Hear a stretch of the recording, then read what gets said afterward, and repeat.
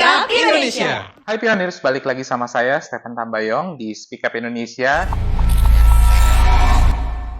Dan saat ini kita akan membahas isu yang sangat amat menarik yang menjadi buah bibir di masyarakat tentang pagar laut dan HGB yang ada di laut. Ini jadi isu yang menarik dan saat ini kita bersama Bapak. Terima kasih banyak Bapak sudah mau hadir bersama Bapak Laksamana Muda Purnawirawan Surya Wiranto SHMH. Bapak terima kasih nih Pak. Dan saat ini di momen yang baik ini kita mau banyak bertanya nih Pak tentang HGB laut nih Pak. Ya. Tentang pagar laut yang menjadi keresahan atau mungkin menjadi banyak pertanyaan buat anak-anak muda sendiri nih Pak. Ya. Pak, kalau boleh tahu Pak tentang pagar laut ini, apakah diperbolehkan atau enggak sih Pak memasang pagar laut Pak? Ya. Jadi begini ya, pertama terima kasih undangannya. Ya, saya senang ini ketemu anak-anak muda ini yang punya semangat tinggi ya untuk turut memikirkan permasalahan bangsa kita ini. Jadi memang masalah pagar laut ini tidak bisa dianggap sebagai masalah yang biasa ya, karena ada tindakan-tindakan hukum yang dilakukan oleh orang-orang tertentu ya atau mengatasnamakan perusahaan tertentu yang dengan tanpa hak, tanpa izin itu sudah menggarong laut, nah, istilahnya begitu, menguasai laut dengan hak guna bangunan maupun hak sertifikat hak milik tersebut. Ya. Nah, ini pertanyaan tadi kan boleh apa enggak dan sebagainya ya. Ini menarik untuk kita kaji ya bagi anak-anak muda. Apalagi kita kan dari koloni hukum ya. Saya dari Legalindo ya, Legal Jangkar Indonesia. Jadi saya bersama teman-teman juga banyak mengkaji ini gitu loh. Supaya kita paham, kita bisa mengikuti perkembangannya dari sisi hukum ya. Nah, kembali tadi sampaikan memang yang lagi hangat ini justru orang membahas fokus kepada administrasi, betul. Ya, mengarah kepada hak guna bangunan maupun hak milik. Ya. Nanti ada lagi yang lebih penting ini ya, berikutnya nanti akan saya jelaskan. Tapi dari sini kan sudah nampak bahwa Menteri ATR BPN, Bapak Yusranto menyatakan ini legal ya, pada waktu kunjungan ke laut. Dan dari 263 sertifikat itu sudah 50 yang dibatalkan. Artinya apa? Kalau seorang menteri yang bertanggung jawab di bidang pertahanan sudah menyatakan demikian, berarti ya sudah itu melakukan pelanggaran atau tindak pidana ya. Nah, ini yang menarik, kita nanti mengikuti perjalanan hukum yang sedang dilakukan oleh aparat penegak hukum ini ya. Oke, sementara itu silakan.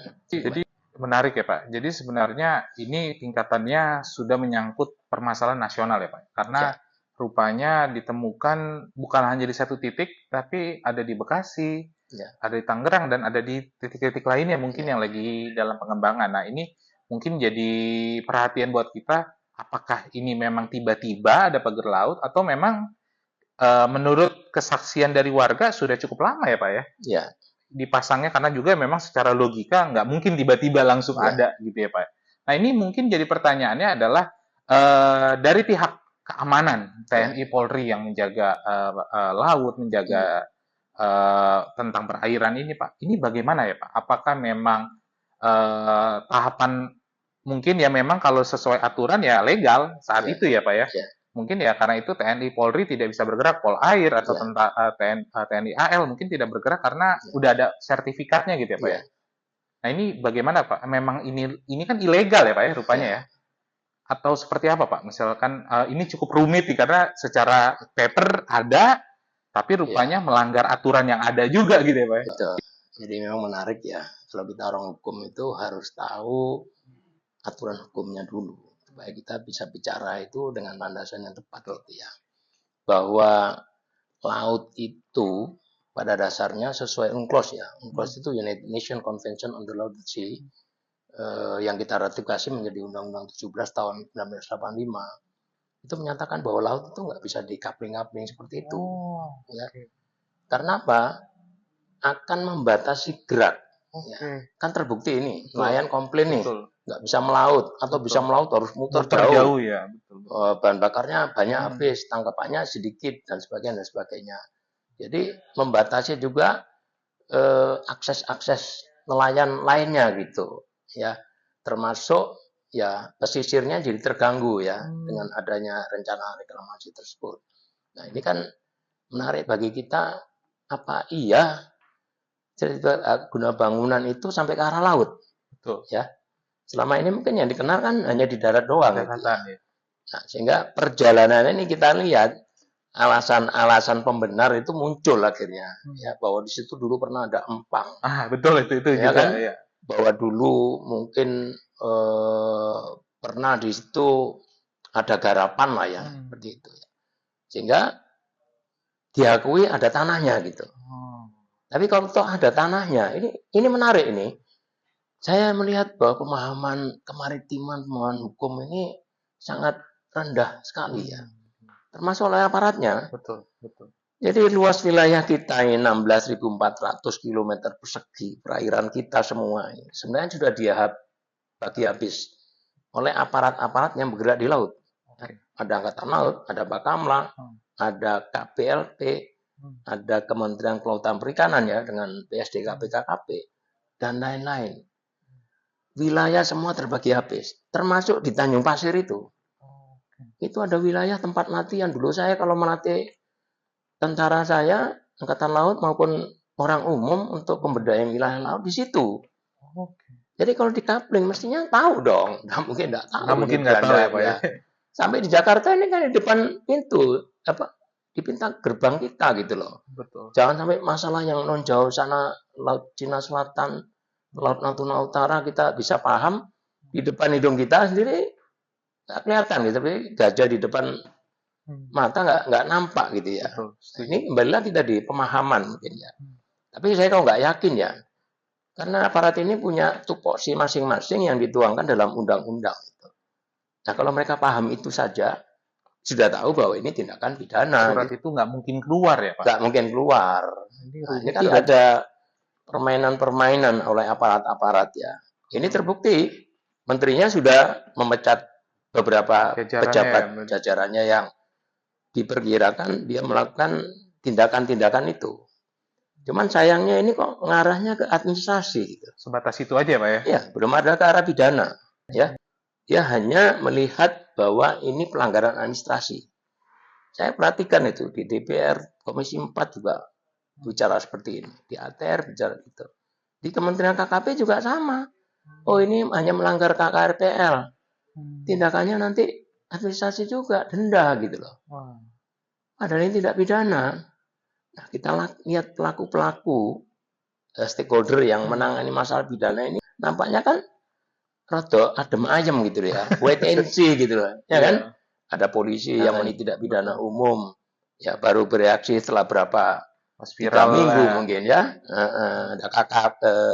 Ada KPK, belum dengar saya suaranya. Ada Kejagung sudah mulai katanya menyelidiki. Sebenarnya ini kan aparat-aparat ini punya tanggung jawab apabila ada wilayah, apalagi ini wilayah kedaulatan ya, yang dirampas atau dirampok tanpa izin gitu loh. Betul, setuju. Harus cari siapa ini yang pelakunya gitu loh. Sampai sekarang ini tidak jelas pelakunya gimana. Belum muncul ya Pak di permukaan. Ada orang ngejar administrasinya doang. Sekarang yang jadi korban ya anggota-anggota atau PNS di Kementerian ATR BPN itu. Tapi pelakunya ini siapa? Belum ada. Maka ada nama besar. Nah, itu dia. Itu yang harus diungkap gitu ya. Makanya kalau kita ya sebagai orang hukum ini mencari celah-celah hukum yang paling berat itu apa sih? Tindak pidananya. Itu kita taruh paling atas. Setelah itu baru tindakan hukum pidana lainnya. Sampai tindakan hukum umum oleh kepolisian. Itu paling bawah. Kita yungtukan aja. Kalau enggak, karena paling berat ini korupsi ya. Yang bisa tangani oleh KPK, oleh Jaksa Agung.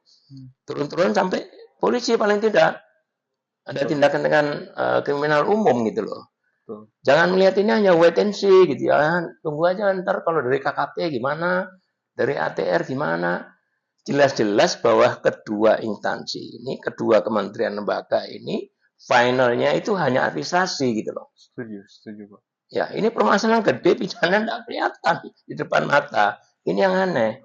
Ya, itu bukan pernyataan saya saja ya. Tapi ahli-ahli hukum itu setingkat Pak Mahfud itu juga bilang begitu. Ini kenapa kok diem semua ini? Kementerian Lembaga yang menangani Sistematis pidana. ya, Pak, ya? Maksudnya semuanya kok nggak ada yang bersuara. Iya. Sekarang katakan polisi ada melakukan penyelidikan. Ya, sekarang sudah gelar perkara mengenai penyidikan. Pelakunya siapa? Pelaku utama. Belum ada. Nggak umum ini. Tahapannya pemeriksaan ke beberapa saksi bahasanya, Pak ya. Iya. Biasanya kalau udah gelar perkara itu udah ada tersangkanya gitu. Ini belum ada gitu ya. Jadi kayaknya kok semua wait and see, wait and see. Jadi kita perlu ikut bicara nih ya. Memberi masukan kepada pemerintah. Masyarakat nggak boleh diem ya, Pak ya. Masyarakat nggak boleh diem. Jadi kalau saya perhatikan gerakan-gerakan dari aparat-aparat itu, kalau tidak disundul-sundul, didorong-dorong oleh rakyat, ya, apakah itu para lawyer ya, dari lawyer sana yang membela masyarakat, apakah dari para masyarakat pesisir, nelayan ikut dorong-dorong, nggak gerak. Sampai detik ini mulai tanggal 9 Januari itu belum tahu siapa pelaku sebenarnya tindakan apa ini, kejahatan ini. Oh, ini kita perlu ya masyarakatnya, ini kan udah biasa di masyarakat kita no viral no justice nih ya Pak. Jadi kalau nggak viral, nggak dilakukan tahapan-tahapan selanjutnya lagi nih kalau dibiarin nih Pak ya. Bisa stop sampai di situ. Bisa hanya urusan ada isu lain lagi, ketutup tuh Pak. Iya, tidak menyentuh pada pelaku utama gitu. Tidak menyentuh pada pokok masalah utama. Bayangin tuh di kapling-kapling sekian kilometer berapa ribu hektar itu ya. Dari 263 sertifikat. Dari sertifikatnya aja baru 50 katanya. Ngeri sekali berarti Pak. Baru 50. Berarti apa ada yang susah gitu ngurusi sertifikat ini gitu ya. Nah, mereka yang daftar-daftar sendiri, harusnya mereka yang ukur-ukur sendiri, nggak tahu saya diukur apa enggak itu. Kalau ukur kan harusnya tuh. Berarti Pak, kalau singkat cerita nih Pak, di case ini Pak, aslinya masyarakat tuh atau pihak swasta lah ya bahasanya, boleh nggak Pak terlibat dalam pengolahan laut dan lainnya? Ada batasan-batasannya nggak sih Pak? Nggak ada. Boleh saja, sepanjang tadi ya, mengikuti tata ruang. Jadi di tingkat kabupaten, tingkat provinsi itu kan gubernur menguasai sampai 12 nautical mile.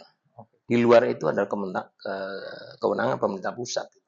12 mile silakan. Ada namanya RZBZ P3L itu yang mengatur tata ruang. Sebenarnya kalau mengikuti aturan yang ada, sebenarnya diperbolehkan ya pihak swasta ya. Boleh. Cuman seperti apa gitu ya.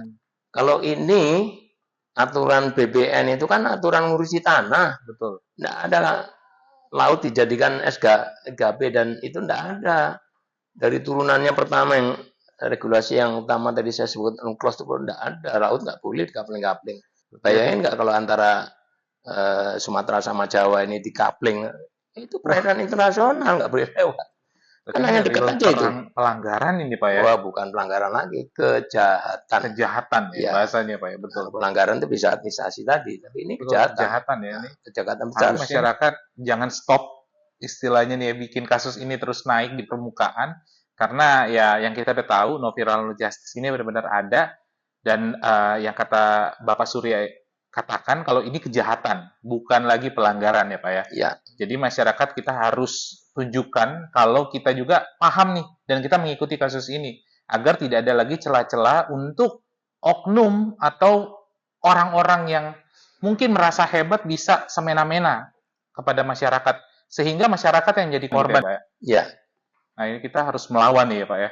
Ya, jelas yang kebanyakan masyarakat terutama masyarakat pesisir yang biasa dia menggunakan akses laut itu untuk mencari ikan.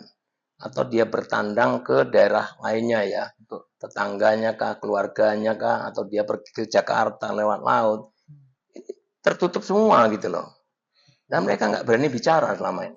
Mungkin dia berani bicara sedikit, mungkin ada yang nyetop, ada yang malah menginterogasi dan sebagainya. Sehingga sampai berjalan demikian luasnya, panjangnya ya di laut sudah 31,16 km, di darat itu sungai saya lihat juga sudah ditutup gitu ya, sehingga akses air itu tidak bisa masuk ke sawah, tidak bisa masuk ke tambak, akhirnya kan mati itu. Kalau udah mati kan nggak ada harganya, dijual murah-murah. Nah itulah mereka bermain. Mafia yang kelas luar biasa. Atas nih. Ya. Ini sebenarnya makin menarik nih. Oligarki mafianya luar biasa. Ini yang harusnya dibongkar. bukan musuh yang negara nih, Pak. remeh-temeh yang kecil-kecil administrasi. Ini namanya real musuh negara nih, Pak. Ya, tapi kalau kita lihat kemarin sampai di DPR saya perhatikan rapat komisi, rapat kerja komisi. Itu yang mengarahnya, oh ini tindakan administrasi ini, denda saja gitu. Karena itu urusannya laut mau dikelola, tapi nggak ada izin, administrasi saja.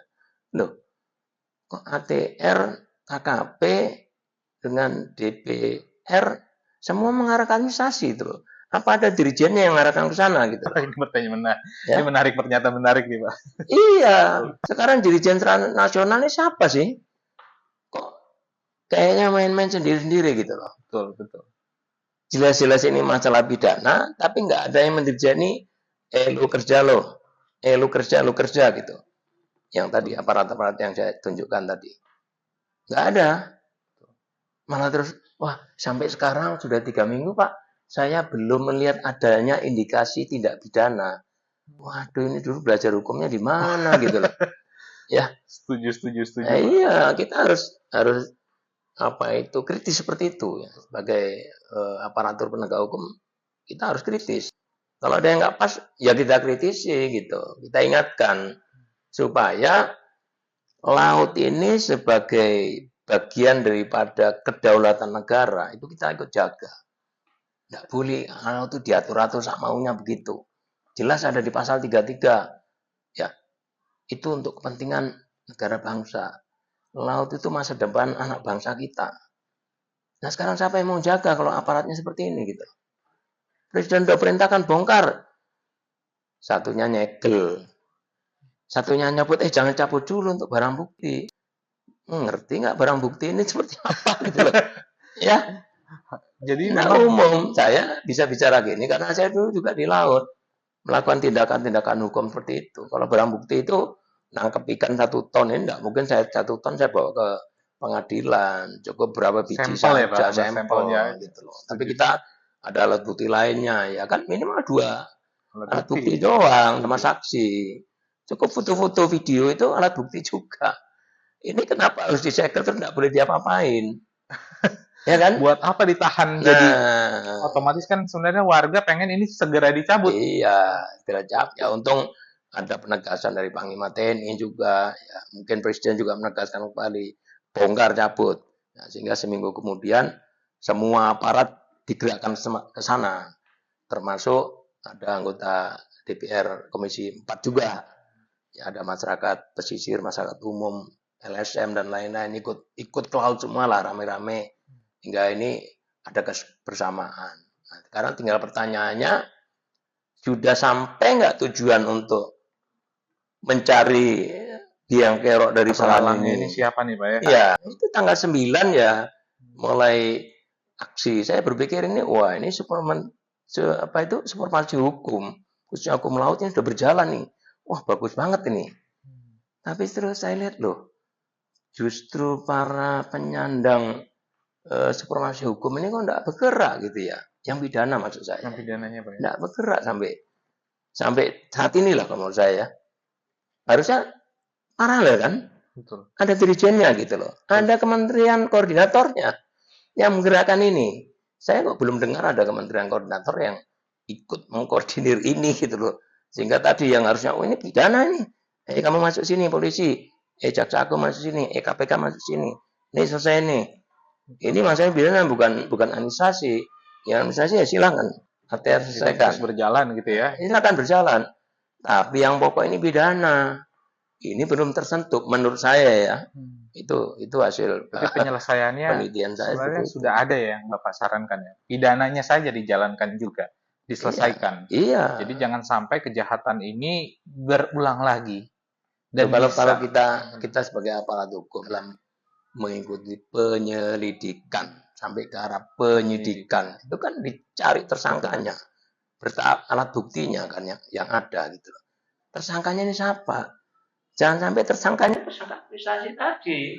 Betul, setuju. Anggota BPN jangan. Ini kan masalah pagar laut. Siapa yang masalah pagar laut itu? Bukan dipemanfaatkan siapa memberi izinnya aja gitu ya. Sertifikat itu. Tapi semuanya, siapa yang ingin mengurus sertifikatnya, siapa yang memasang. Nah ini artinya sebenarnya ini udah semakin dalam, tapi buat teman-teman, pokoknya kita terus berjuang. Yang kita bisa lakukan adalah terus membagikan, terus bicarakan, dan terus mencari dan menggali informasi. Dan kalau ada kejanggalan atau permasalahan-permasalahan ini, jangan takut untuk rekam ya Pak. Rekam, videoin, upload ke media sosial, karena apa? Zaman sekarang kekuatan dari people power, kekuatannya kita masyarakat itu sangat diperlukan untuk menjaga kestabilan pemerintah, sehingga tidak ada namanya semena-mena atau hanya orang-orang kuat yang bisa berkuasa di tanah kita ya Pak ya. Ya. Mungkin itu dari saya. Mungkin ada kata-kata penutup Pak untuk di akhir video ini Pak. Ya, saya senang berjalan dengan anak muda ya, yang punya visi ke depan, sama visi kemaritiman ini. Apalagi kita di lingkungan hukum ini ya, kita harus betul-betul mengkaji. Udah bener nggak jalannya? Kalau nggak benar dikritisi. Kritik itu merupakan salah satu kita membantu pemerintah juga. Betul. Supaya ini selesai gitu loh. Ya. Nah, pemahaman ini kan mungkin kurang dipahami oleh masyarakat awam. Nah, kita yang paham regulasi apa yang mengikat sehingga kegiatan ini bisa berjalan. Kalau ada yang nggak pas, nggak cocok, yang dilanggar, ya kita sampaikan ini dilanggar Pak. Yang dilanggar pidananya Pak, bukan hanya administrasinya. Ya. Sehingga kalau wilayah laut ini, tadi saya katakan karena ini ada yang di perairan Indonesia ya, di depan ibu kota lah ya, ini kedaulatannya tinggi banget gitu ya. Jadi kedaulatan itu adalah hak asasi manusia Indonesia ya, untuk menjaga. Karena laut itu adalah masa depan bangsa. Kalau ini dikapling-kapling nggak jelas, dimiliki oleh para konglomerat lah, yang itu tidak mau tahu dengan masyarakat, dia main pakur-pakur aja seperti itu. Kasihan loh kayak kita yang nggak mesti apa-apa. Setuju. Ya, dia gayanya hanya pelase ya. Nah, itu nggak boleh terjadi. Ya. Nah, kita yang paham hukum ini yang ngerti, berilah pencerahan gitu ya. Nah, udah kalian-kalian ini kan nanti yang menduduki jabatan-jabatan yang sekarang ditempati mereka-mereka itu ya. Ingat kita ini sudah punya rencana ke depan 20 tahun lagi. Ini adalah Indonesia Emas 2045. 100 tahun kemerdekaan Indonesia. Ya, katanya kita mau jadi negara maju. Ya. Ekonomi kita bisa 8% dicanangkan. Nah, bagaimana kita mencapai itu? Supremasi hukum harus tegakkan. Ya. Jadi jangan ragu-ragu. Jadi dibantu pemerintah. Jangan malah aparat-aparat ini tidak menegakkan supremasi hukum gitu loh. Karena ada kepentingan-kepentingan lain. Tidak boleh terjadi. Jadi saya kira itu aja. Silakan nanti teman-teman juga dari komunitas muda ya. Silakan keep thinking ya terhadap permasalahan-permasalahan yang terjadi di lingkup kita itu nasional ini. Karena bicara kedaulatan itu adalah the most important national interest. National interest itu adalah kepentingan nasional paling utama, kedaulatan. Kalau udah wilayah kita dikuasai musuh, ya dikuasai oleh apalagi yang nggak jelas itu, ya, di masyarakat kita, generasi berikut kita ini, kita kan sekarang lagi bonus demokrasi ini, ya nggak kebagian nanti. Setuju Pak. Semua udah tertutup seperti itu. Jadi sampaikan ternyata bukan hanya Jakarta, di Bekasi ada, ya di sepanjang pantai Jawanya ada, di Sulawesi saya pernah lihat. Beberapa titik udah banyak Pak. Setuju. Nah, inilah initial action supremasi hukum yang dilakukan. Ini harus dikejar terus supaya nanti jadi jurisprudensi. Ya, landasan hukum, tindakan hukum untuk yang lain-lainnya. Kalau ini sekarang nggak bisa kita selesaikan, bullshit yang lainnya akan terjadi seperti itu. Dan hilang hak-hak masyarakat pesisir kita akan hilang, diisi oleh kemewahan-kemewahan pembangunan pembangunan perumahan-perumahan mewah seperti yang terjadi di PIK 1 dan PIK 2 ini. Ya, itu boleh saja pembangunan seperti itu, tapi jangan sampai merugikan masyarakat ya. Jangan sampai melangkahi kedaulatan Republik Indonesia. Itu aja dari saya. Terima kasih Bapak. Dan mungkin di akhir kata kita bisa bilang jangan sampai anak cucu kita menumpang di negara kita sendiri, ya. Pak. Kalau ada yang mengganggu tanah air kita, satu kata, lawan. Iya. Jangan sampai kita menyesal karena mungkin di beberapa pihak menikmati hasil yang diberikan oleh orang-orang besar ini, atau kita bisa sebut konglomerat ini, tapi sama juga menjual bangsanya sendiri. Mungkin kita nikmatin, tapi bisa juga nanti anak cucu kita merasakan kesusahan atau merasakan dampak dari tindakan-tindakan kita. Buat teman-teman, jangan lupa like, komen, dan subscribe. Dan komen nih, ini waktunya Bapak Surya ini luar biasa dan pendapatnya sangat luar biasa. Semoga kedepannya bisa jadi bintang tamu lagi, Bapak. Karena banyak lagi mungkin pertanyaan-pertanyaan dari generasi muda sama Bapak yang sudah berkecimpung sebagai anggota TNI, sudah berjuang buat menjaga NKRI, dan pasti banyak pengalaman-pengalaman menarik, Pak. Nanti di podcast selanjutnya mungkin bisa lagi nih, Pak, untuk ada isu-isu yang terbaru mungkin, Pak, nanti. Terima kasih banyak, Bapak. Oke, see you. Ya, terima kasih. Speak Up Indonesia.